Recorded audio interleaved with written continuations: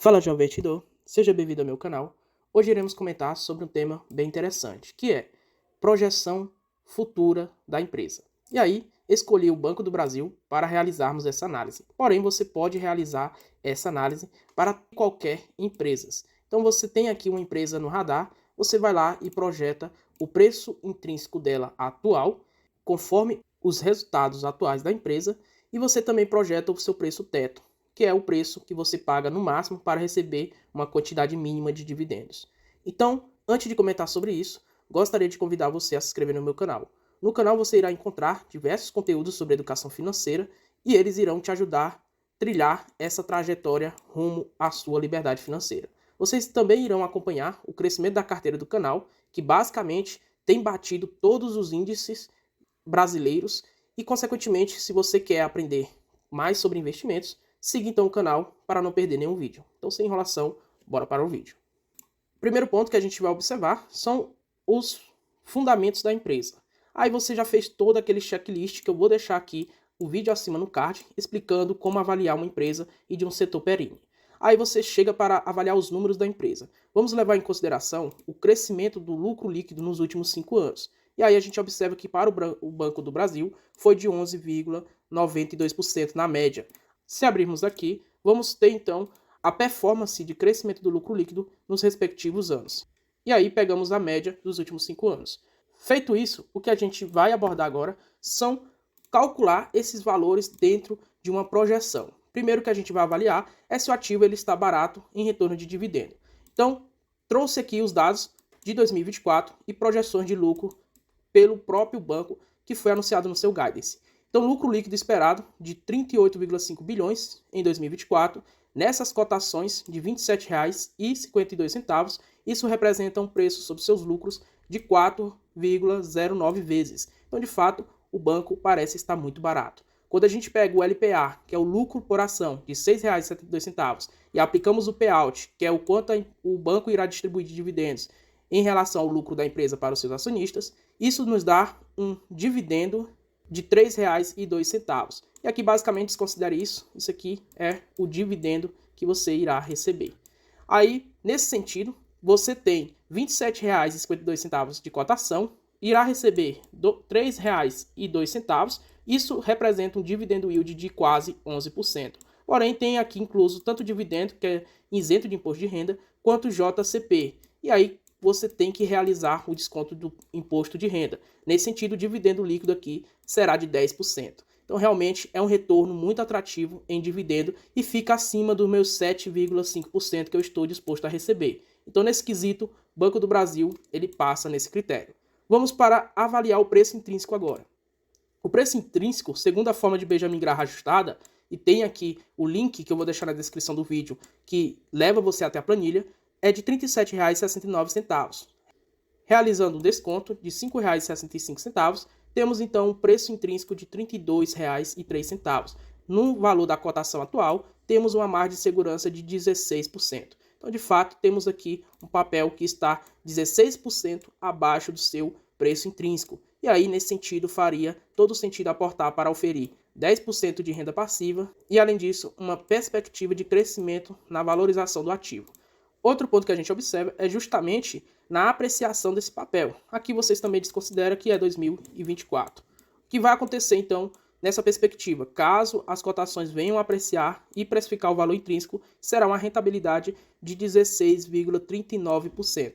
Então, de fato, aqui é bem interessante o papel ter essa perspectiva de apreciamento de 16,39% e ainda você oferir 10% de retorno. Isso aqui é o cenário atual. Outra pergunta que você também deve se fazer é como o banco vai estar daqui 5 anos, ou seja, em 2029. Aí, outra pergunta muito importante de se responder. E para isso, vamos então olharmos uma projeção futura. Aí você tem o cenário de 2024, que o próprio Guidance ele mostra esse cenário de lucro líquido de 38,5 bi e esse LPA de R$ 6,72.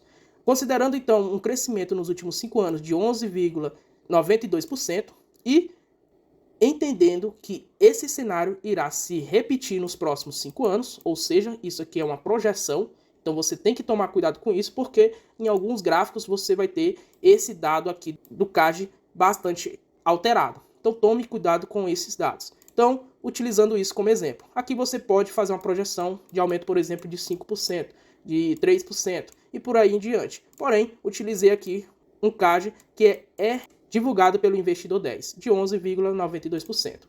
Ok, se a gente aplicar esses 11,92% ao ano de crescimento nos seus resultados, temos então em 2029 um resultado líquido de 67,6 bilhões de reais de lucro líquido para o Banco do Brasil.